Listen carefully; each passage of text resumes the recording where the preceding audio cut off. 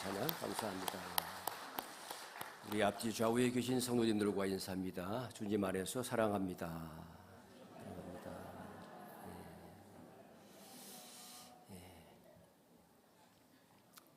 진짜 반가우신가요? 그럼 한 번 더 인사하겠습니다. 만나 뵈니 반갑습니다.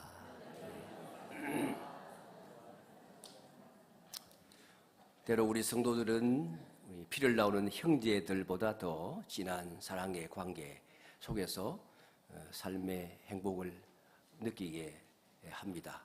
그런 점에서 정말 귀한 동역자들, 형제 자매들이 아닐 수 없습니다. 오늘도 하나님이 주시는 은혜 가운데 기쁨이 풍성한 하루 되시기 바랍니다. 기도합니다. 하나님 아버지, 우리에게 말씀하여 주시옵소서. 성령을 통하여 깨닫게 하시고 깨닫고 믿어지게 하시고 믿는 대로 실천하며 행동할 수 있도록 은혜와 능력 더하여 주옵소서. 예수님의 이름으로 기도하옵나이다. 아멘.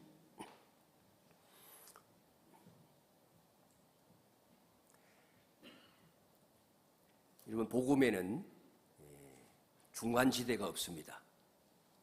받아들이든지 거절하든지 둘 중에 하나입니다. 사도 바울이 전도를 할 때마다 가는 지역 곳곳에서 이런 양면적인 반응이 나타났습니다. 어떤 사람은 거부하고 소동을 일으키고 고소하고 핍박을 가하고 감옥에까지 가두기도 했지만은 어떤 사람은 말씀을 받고 변화되었습니다. 오늘 본문에는 그 변화된 사람의 특징을 표현하는 단어가 하나 나오는데 그것은 너그럽다라고 하는 거예요. 근데 이 너그럽다라고 하는 것은 그 부드러운 번역 속에는 상당히 고상하다, 신사적이다 그런 의미가 담겨 있습니다. 옛날 번역은 신사적이다 그렇게 번역을 했어요. 그런 걸 보면 이 성경이 우리의 신앙의 품격을 평가할 때에 그 사람이 말씀을 대하는 태도 어떻게 받아들이는가에 달려있는 것을 알 수 있습니다. 그러면 우리의 신앙 품격은 어떻게 평가를 받을까? 오늘 말씀을 보면 우리의 영적 상태를 점검할 수 있게 되겠죠. 먼저 생각해 볼 것은 1절에서 3절 말씀으로 복음을 담대히 전하는 지혜입니다. 바울과 그 일행이 빌립보에서 데살로니가로 내려가는데 오늘 본문 말씀의 첫 단어를 보게 되면 그들이라고 합니다. 얼마 전에 이 사도행전을 기록하는 주어가 이 3인칭에서 1인칭 복수로 바뀌었다는 얘기를 했어요. 우리가라고. 어디서부터요? 드로아 지역에서부터 누가가 이 성경을 기록한 인간 저자 누가가 합류함으로써 그때부터 표현이 우리가라고 했는데 다시 여기 17장에 오니까 그들이라고 하는 것을 보면 누가는 빌립보 지역에 머물러 있나 보다 이렇게 생각할 수가 있어요. 그리고 20장에 가면 다시 우리가라고 나와요. 그러면 그때부터 누가는 다시 합류했구나 하는 것을 알 수가 있습니다. 근데 오늘 본문에 보면 디모데도 함께 합류했는데 그 이름이 나오질 않아요. 그러다가 마지막에 가면 나오죠. 그러니까 이 박해를 받고 복음을 전하는 현장에 전면에 나서지는 않았지만 계속 동행하면서 스승 바울의 선교 사역을 보고 또 배우고 있는 것을 알 수가 있습니다. 자, 바울과 그 일행이 빌립보에서 핍박을 받고 거의 피신하다시피 하면서 떠나가요. 그리고 데살로니가로 오는데 그 거리가 지도를 보여주세요. 그 거리가 저기 빌립보에서 데살로니가까지 암비볼리를 거치고 아볼로니아를 거쳐서 데살로니가까지 지도상으로 보면 짧지만 150km 혹은 160km 정도 되는 거리입니다. 사람이 도보로 걸어가게 되어지면 5일 이상 걸리고 좀 쉬었다가 또 복음을 전했다가 이렇게 이동을 하면 10일 정도 걸리는 거리라고 합니다. 그런데 빌립보 감옥에 갇히기 전까지 매를 맞고 큰 상처를 입고 그렇게 갇힌 상태에 몸이 회복되어지지 아니한 가운데 급하게 떠났는데 걸어서 이동을 했을까? 사람들은 그런 생각을 해요. 아마 그렇지 않다면 말이나 나귀를 타고 이동하지 않았을까 그런 생각을 합니다. 그럼 그것은 어디에서 난 걸까요? 빌립보 성도들이 후원해 주었을 것으로 생각을 합니다. 그럴 만한 재력을 가진 성도들이 이미 있었죠.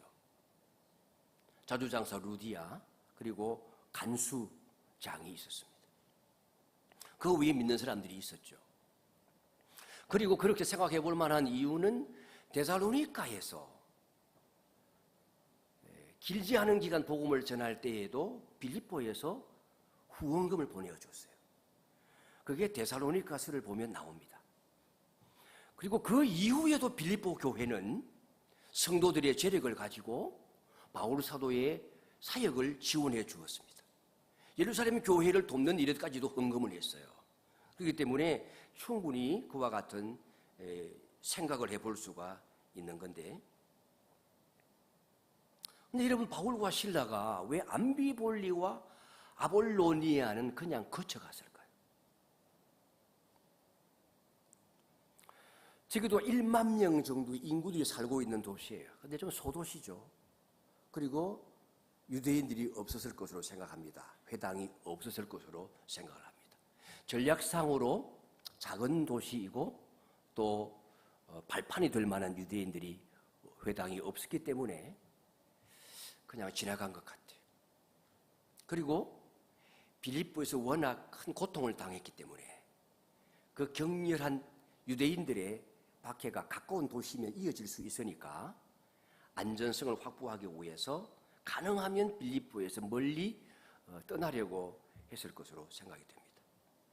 근데 그보다 더 중요하게 여기는 것은 이 데살로니가라고 하는 도시가 복음을 전하기에는 전략적으로 매우 중요하고 좋은 도시라고 판단했을 것이다, 이렇게 봅니다. 도시의 규모 면에서 그리고 지리적인 조건에 있어서 마게도냐라고 하는 저 큰 지역의 수도였고, 그리고 이 데살로니가가 도시가 개발되자마자, 건설되자마자 상당히 인기가 있어서 아주 그 당시에 유명했던 항구 도시였습니다. 로마 도시를 연결하는 큰 대로가 있어서 무역의 중심지가 되었고, 그래서 저 지중해 연안에서는 아주 유명한 그런 항구 도시가 된 겁니다. 그래서 바울의 입장에서 볼 때는 꼭 가야 되는 도시였죠. 그리고 유대인들이 많이 살았던 것 같아요. 적어도 하나 이상의 회당이 있었을 것으로 봅니다. 그러다 보니까 근세로 내려오면서 제2차 세계대전이 일어날 때에도 저 데살로니가에서만 나치에 의하여 학살된 유대인이 6만 명이라고 하는 기록을 남겨놓고 있습니다. 그러니까 이 사도 바울은 저 도시를 공략하기를 원했어요. 저기서 한 3주 정도 복음을 전하고 쫓겨나잖아요. 그리고 다시 베레아로 가고 아덴으로 가는데 이곳에서도 계속하여 다시 할 수만 있다면 내가 데살로니가로 돌아가고 싶다는 의사를 표명해요. 이거 데살로니가서를 보게 되면 그러한 내용이 나오거든요. 그러니까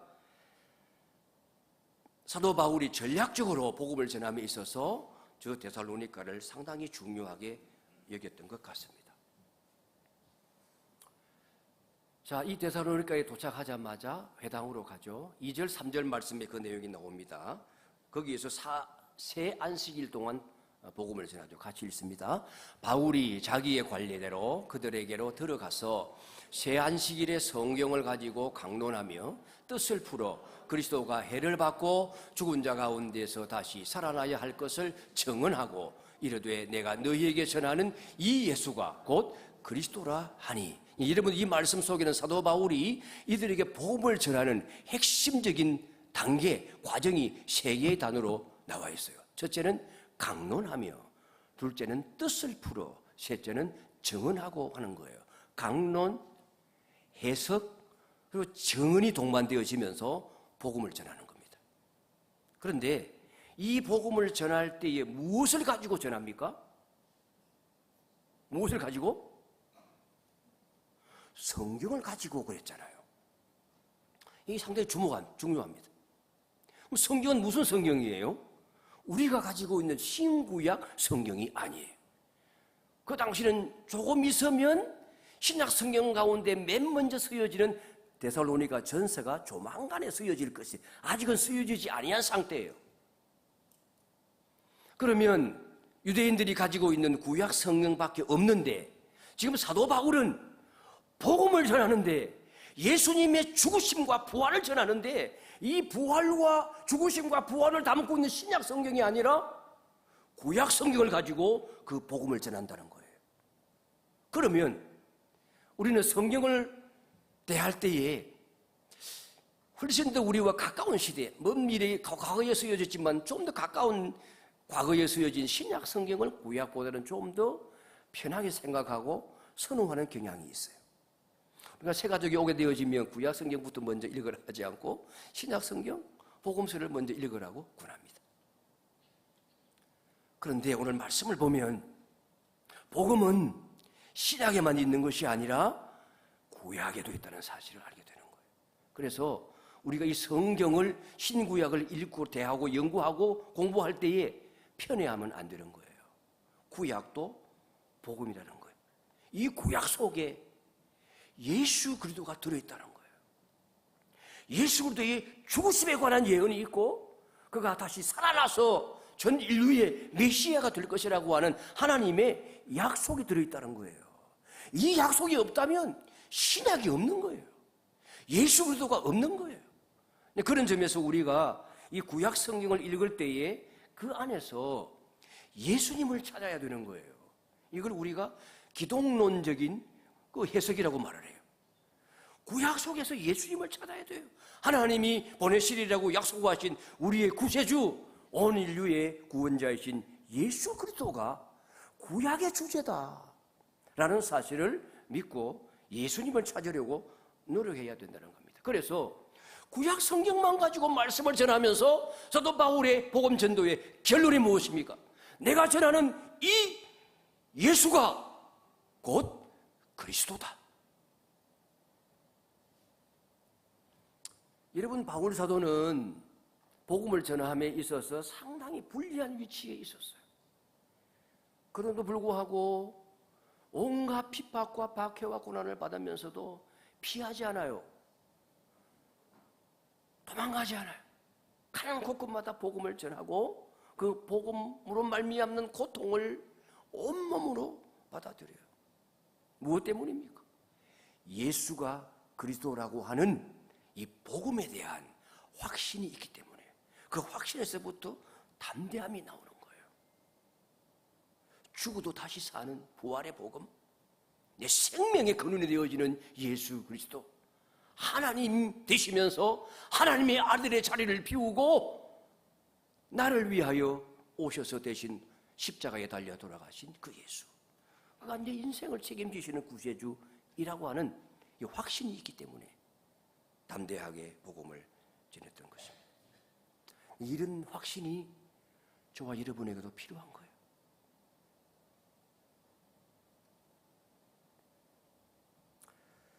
여러분, 저와 여러분이 믿는 예수님, 또 우리가 들고 있는 성경, 이 복음은 부끄러운 것이 아닙니다. 자랑스러운 거예요. 내가 복음을 부끄러워하지 아니하노니 이 복음은 모든 믿는 자에게 구원을 주시는 하나님의 능력이 됨이라. 예수님의 십자가와 부활이 내 인생을 바꾸는 능력이요, 인류의 역사를 바꾸는 살아있는 역사라고 하는 거죠. 그러므로 여러분, 저와 여러분이 이 예수님 믿는다는 것, 내 가족 앞에서, 직장 동료들 앞에서, 이웃 사촌들 앞에서 부끄러워하지 말아야 되는 것입니다. 엘리베이터 타고 오르내리면서 친절하게 그리스도인의 기본적인 태도로 친절을 보이고 상냥하게 인사하고, 낯선 사람을 만나면, 아니 정말 이상해요. 여기 와서 오래 사는데도 처음 보는 사람들이 많아요.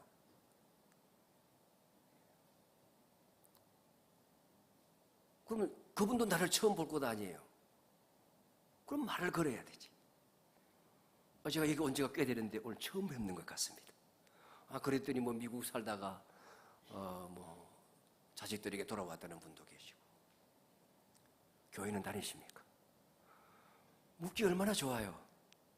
그리고 내가 그리스도인인 것을 정체를 드러내는 거예요. 저는 이게 가까운 곳 정수백석대학교에 다닙니다.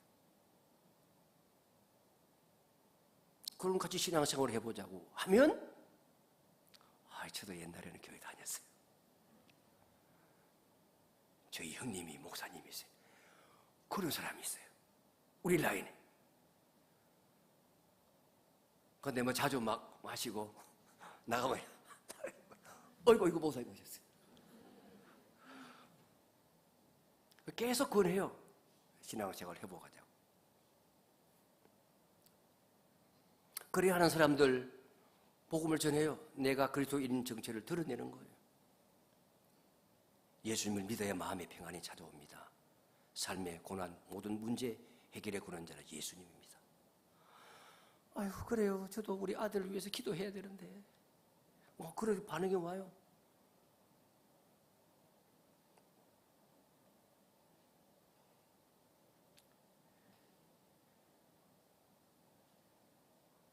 복음을 부끄러워하지 않은 그리스도인. 여러분이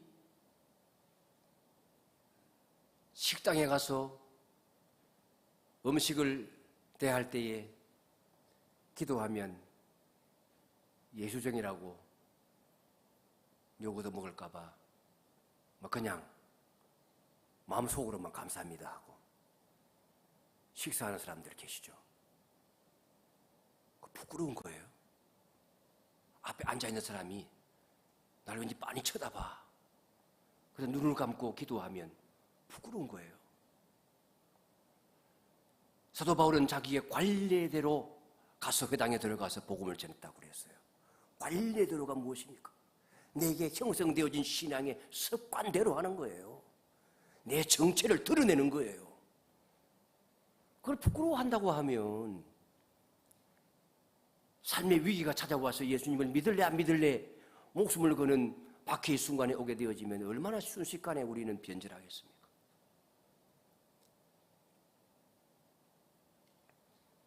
예수 믿는 우리의 정체를 숨기지 아니하고 복음을 부끄러워하지 않는 그리스도인으로 살아가게 되기를 주의 이름으로 축원합니다.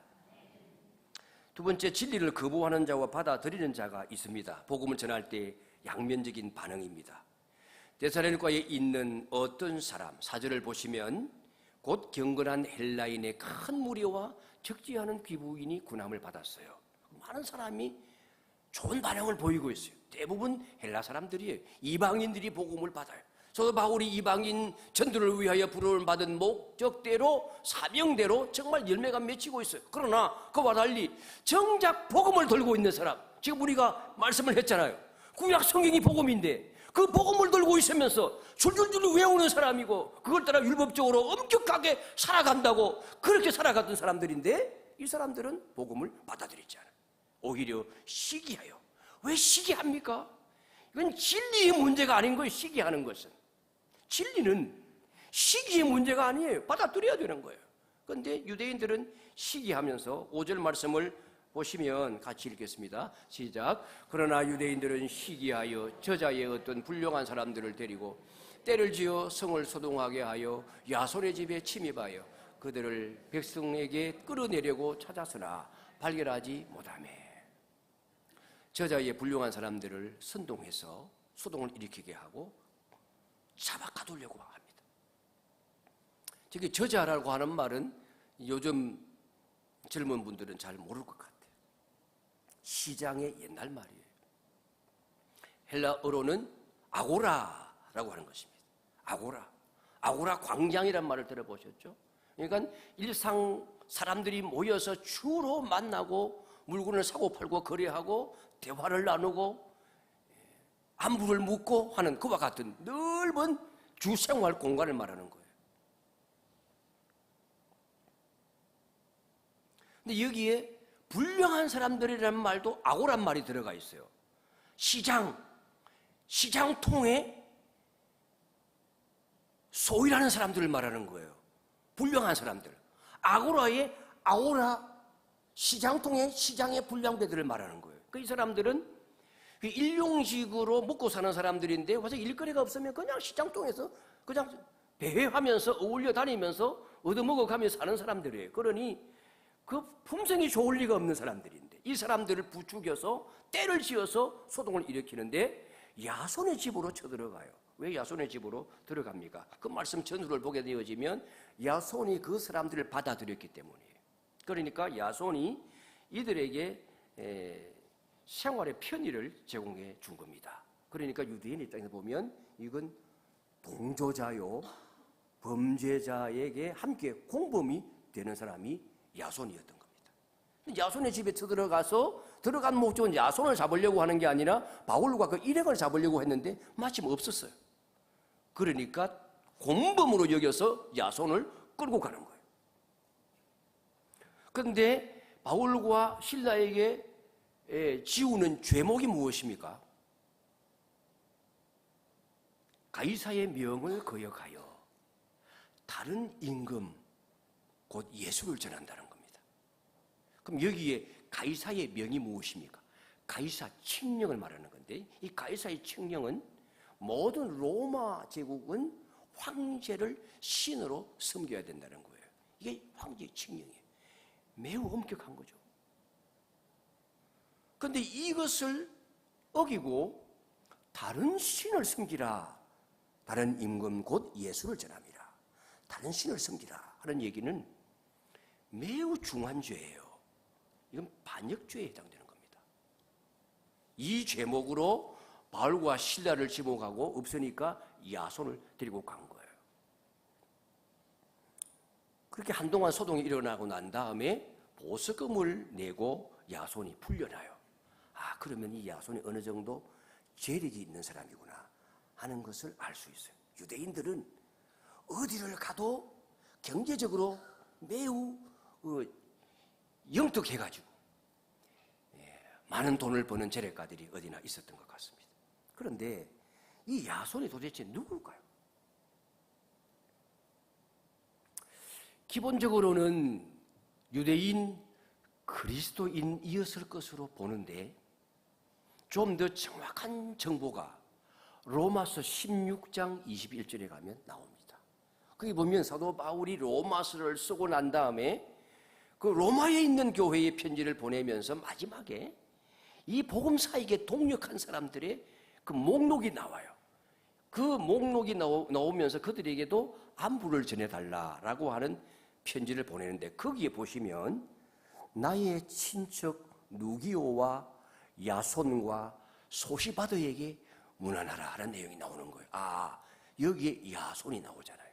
아, 그러면 사람들은 생각하는 거예요. 이 야손은 적어도 바울의 친척이었거나 아니면 예루살렘에 있을 때 핍박으로 말미암아 유대인들이 흩어지기 전에 예루살렘에서 먼저 복음을 받아들인 믿음의 형제 중에 한 사람이었을 것이다.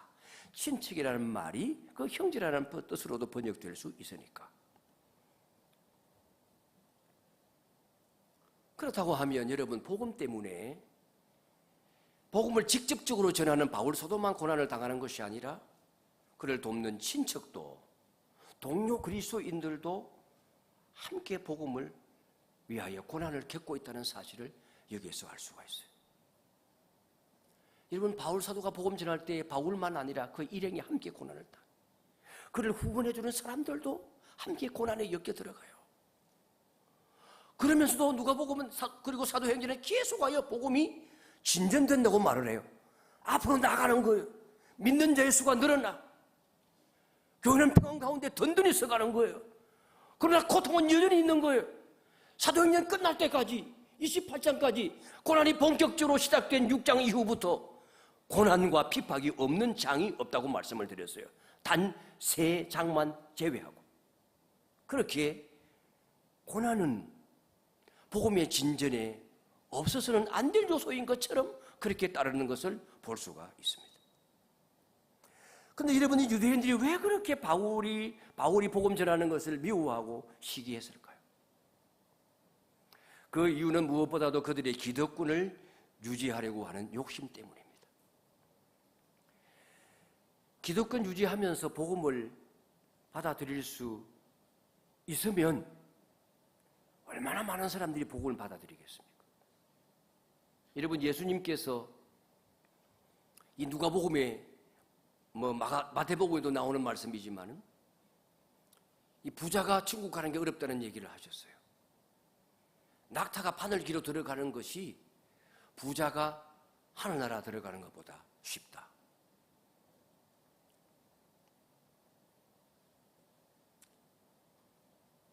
이런 복음은 은혜로 구원받는다고 선언합니다.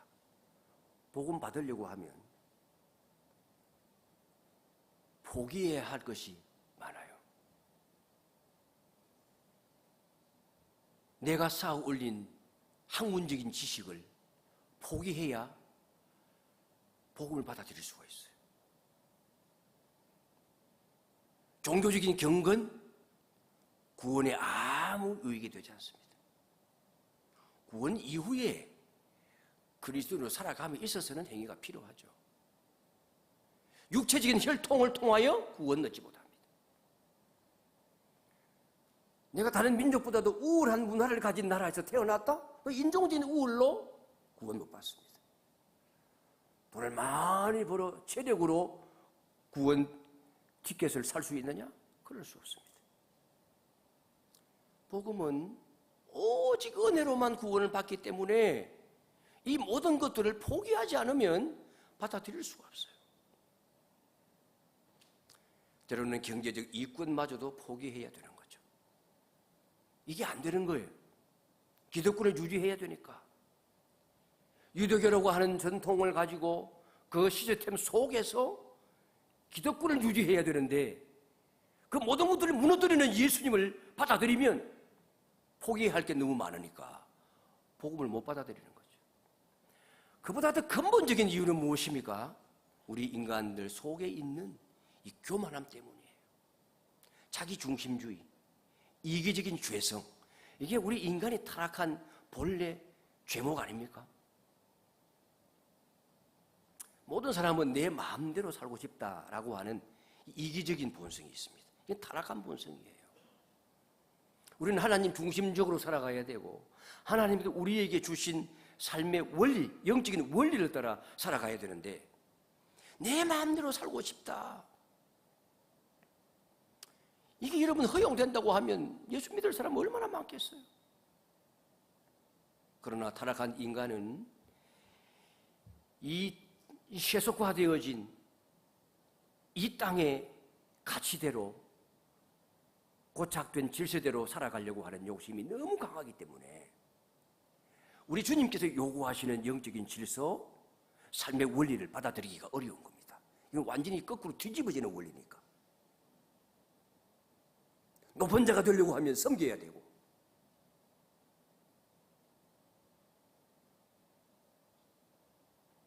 이웃을 내 몸같이 사랑해야 되고 원수마저도 위하여 용서하고 기도해 줘야 되는 이런 원리 따라서 살아가기가 어려운 거예요.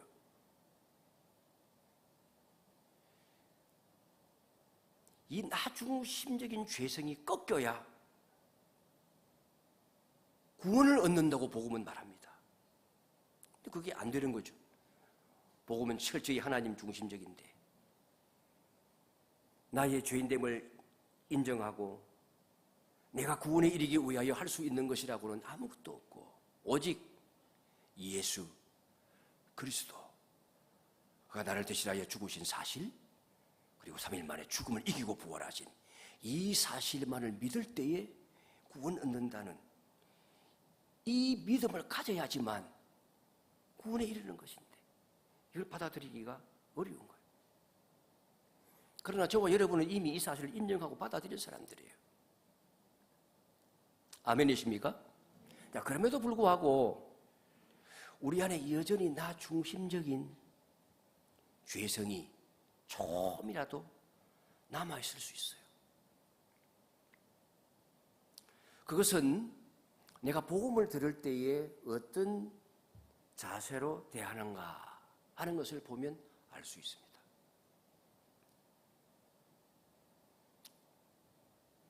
복음을 들을 때마다 내 마음속에 불편함이 올라온다면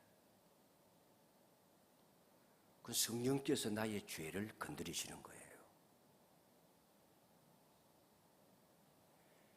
복음은 처음에 나를 불편하게 만듭니다. 그러나 내가 그 복음을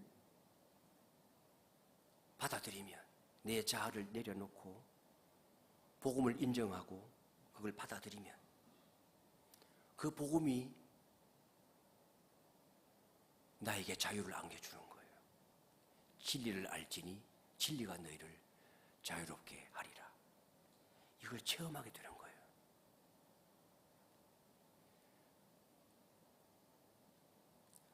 그러므로 사랑하는 성도 여러분, 이것을 믿지 않는 그 불신자들에게 적용하려고 하지 마시고, 인정하였음에도 불구하고 여전히 내 속에 아직도 나 중심적인 죄성이 남아있어 복음이 내 앞에 마음의 문을 두드릴 때에 납득은 되는데 믿어지지 않고 문을 열지 않는 상태에 있다고 한다면 진리 앞에서 나의 자존심을 내려놓고 하나님이 주시는 은혜를 받아 누리시기를 주의 이름으로 축원합니다. 여러분, 예수님 믿는 것은 자유를 얻기 위하여 믿는 거예요. 죄에서의 자유, 온갖 근심 걱정에서의 자유, 죽음의 두려움에서의 자유, 그 자유를 누리며 살아가야 되는 겁니다. 마지막으로 바울과 실라가 이제 베레아로 이동을 합니다. 이 베레아라고 하는 도시, 데살로니가처럼 대도시는 아니었지만은 데살로니카에서 한 70km 정도 떨어져 있는데 산기슭에 있는 도시예요. 그러니까 전쟁을 경험해보지 못했고 외세의 침략에서부터 다소 자유로웠던 그런 도시였기 때문에 정치적으로도 좀 안정이 되어져 있고 상업적 활동도 균형 있게 했던 헬라 도시입니다. 거기에도 유대인의 회당이 있었어요. 바울과 실라가 회당으로 들어가서 복음을 전합니다. 그런데 베레아 사람들은 데살로니가 사람들과 달랐다, 그래 말씀합니다. 11절 12절 말씀 같이 읽겠습니다. 시작. 베레아에 있는 사람들은 데살로니가에 있는 사람들보다 더 너그러워서 간절한 마음으로 말씀을 받고 이것이 그러한가 하여 날마다 성경을 상고하므로 그 중에 믿는 사람이 많고 또 헬라의 귀부인과 남자가 적지 아니하니. 데살로니가든 베레아든 귀부인들, 유력한 사람들이 헬라인들 중에서 많이 믿는 것을 볼 수가 있습니다. 그런데 여기에서 이 너그러워서라고 하는 말은 앞서서도 언급을 했습니다만은 고상하다 그런 뜻이에요. 단지 그 출신이 좋기 때문에 아니면 지적 수준이 높기 때문에 고상하다 그런 뜻이 아니고 말씀을 대하는 태도가 매우 인격적이고 아주 개방적이고 사려가 깊다 그런 뜻입니다. 베레아 사람들이 고상했던 것은 두 가지 태도로 확인할 수가 있어요. 첫째는 간절하게 말씀을 듣는 마음입니다. 말씀 들을 때에 열린 마음으로 선입견 없이 복음을 받아들였어요. 그런데 데살로니가 사람들은 어땠습니까? 상당히 감정적으로 폭발을 하고 아주 거칠게 적극적인 반응을 보였어요. 그런데 여기 베레아 사람들은 상당히 정서적으로 안정된 태도로 말씀을 수용했다 하는 거예요. 간절한 마음으로 말씀을 들었다. 두 번째는 날마다 성경을 상고하는 자세입니다. 복음을 듣고 난 다음에 즉각적으로 받아들이거나 거부하거나 하기보다도 그 말씀을 곰곰이 생각하는 거예요. 진위를 검증하려고 했어요. 사도 바울이 말한 저 말씀이 진짜인가? 참인가? 그리고 지금 말하고 있는 그 예수, 십자가에 달려 돌아가셨다가 부활했다고 하는 그 예수가 진짜 하나님이 오래전부터 예언하신 그 메시아가 맞는가? 여러 가지를 생각을 한 거예요. 그리고 구약 성경에 하나님께서 오래전부터 모세를 통하여 모세 오경 속에서 혹은 선지자들을 통해서 시편에서 약속하신 그 구속이 어떻게 성취되고 있는가? 이 모든 것들에 대해서 매일 성경을 펼쳐서 이걸 비교해 보면서 따졌다고 하는 거예요. 다른 부분은 모르겠지만 이 복음을 확정하기 위해서 비판적으로 생각하고 따져보는 것은 아주 바람직한 자세라고 할 수 있습니다. 그런데 성경은 이 두 도시를 왜 굳이 비교하고 있을까요? 우리가 교육학적으로 보면 자녀들 키울 때 비교하지 말라 그러잖아요. 정말 맞는 말이거든요. 사람도 비교하면 안 되잖아요. 근데 우리는 비교하는 데 좀 익숙해져 있어요. 그것 때문에 싸우는 일들이 많죠. 하나님이 우리에게 준 각각의 은사가 다르기 때문에 교회에서 섬기는 양상도 다 다른 거예요. 믿음의 수준도 다 달라요. 그걸 이제 인정하고 받아들여야지 되는 거죠. 그래서 비교하면 안 된다는 생각을 하는데 성경에 보니까 비교하고 있는 내용도 나와요. 때로는 신앙의 도전과 자극을 위해서 비교하는 것도 필요하구나 그런 생각을 갖게 됩니다. 데살로니가 교회가 그 이후에 이 사도행전을 읽게 될 때 약간 마음이 불편하지 않았겠습니까? 그런데도 성경이 이들을 비교하고 있는 이유는 이게 중요하기 때문이에요. 우리가 복음을 접할 때에 어떤 마음 자세로 복음을 대해야 되는가? 우리 마음의 자세가 믿음의 열매를 결정짓는다고 하는 거예요. 그걸 가르치기 위한 거죠. 더 나아가서 이 편지가 기록이 되어지게 되면 여러 초대교회로 회람되어질 텐데 또 사본이 생길 터이고 회람이 되어질 텐데 그렇게 될 때에 그 초대교회의 성도들이 무엇이 모범스러운 신앙의 자세인지를 알아야 하기 때문에 모범된 신앙의 자세를 제시하기 위하여 비교하고 있는 것입니다. 자, 그렇다면 이와 같은 모범은 초대교회 성도들에게만 아니라 오늘날 우리 그리스도인들에게도 동일하게 적용해야 되는 겁니다. 우리가 말씀을 들을 때에 단순히 말씀을 듣는 자가 아니라 그 성경을 날마다 상고하고 삶에 실천하는 자가 되어야 되는 것입니다. 말씀을 들을 때에 그저 순간적인 감정에 의해서 그렇게 듣고 혹은 내가 가지고 있는 신앙관에 따라서 걸러내고 그냥 지나칠 것이 아니라 그 하나님의 말씀에 근거해서 철저하게 말씀에 근거해서 우리의 믿음을 세워가야 되는 것입니다. 오직 말씀, 모든 성경, 이것이 우리의 신앙생활의 기본이 되어져야 되는 것입니다. 여러분이 말씀을 들을 때에 그 말씀을 수용하는 태도는 어떻습니까? 베레아 사람들처럼 말씀을 사모하고 마음을 열고 성경을 날마다 상고합니까? 아니면 데살로니가 사람들처럼 감정과 편견과 저들에게 익숙한 경험에 의해서 말씀을 걸러내고 있지는 않습니까? 사랑하는 성도 여러분, 오늘 본문에 나오는 이 복음 전파는 단순히 한 시대에 있었던 과거의 사건이 아니라 오늘 우리의 삶 가운데서 우리의 삶의 현장에서 다시 재현되어져야 되는 드라마가 되어야 됩니다. 우리가 복음을 부끄러워하지 아니하고 진리 앞에서 말씀이 들릴 때에 말씀을 읽을 때에 그 말씀 앞에서 우리의 자존심을 내려놓고 그리고 그 말씀이 그러한가 고상한 자세로 서서 날마다 말씀을 상고하고 그 말씀이 진리라고 믿어지면 그 말씀에 전적으로 순종하는 믿음의 사람들이 되어야 할 줄로 믿습니다. 오늘 이 은혜가 저와 여러분에게 충만하시기를 주의 이름으로 축원합니다. 우리 함께 찬양합니다. 내게 걸어가신 시련을 통해